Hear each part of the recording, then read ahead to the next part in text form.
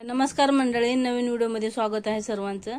तर हे बघा, मुळे घेतले आहेत, इकडे कोथिंबीर आहे, लसूण घेतले, अद्रक, हिरवी मिरची, टोमॅटो, कांदे। तर आज चटणी बनवणार आहे मुळ्याची। मुळा खिसून घेतला आहे, टोमॅटो, कांदा, हिरवी मिरची, कोथिंबीर बारीक करून घेतली आहे बारीक, आणि लसूण अद्रक खिसून घेतला आहे खिसणीने। आणि हे बघा, इकडे घेतलं आहे मी चवीनुसार मीठ, हळद, धना पावडर 1 चमच आणि लाल तिखट आहे।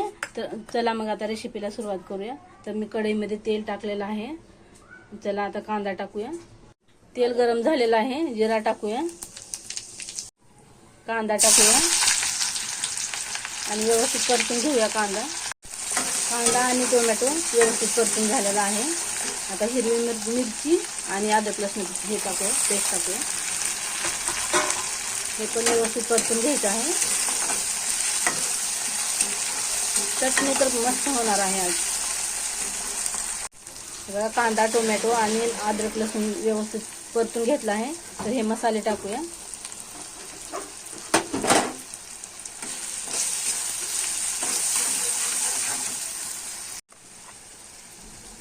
मुळा टाकूया आता। हे बघा, कुसलेला मुळा आहे, ते परतून घेऊया व्यवस्थित आणि 5 मिनिटात तयार चटणी मुळ्याची 1 नंबर जबरदस्त। तर चटणी तयार झालेली आहे। गरम मसाला टाकलेला आहे मी आणि कोथिंबीर टाकूया। बघा, मस्त छान झाली चटणी।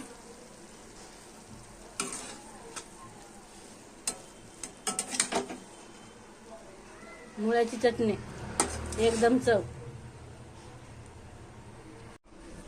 तर मुळ्याची चटणी तयार आहे।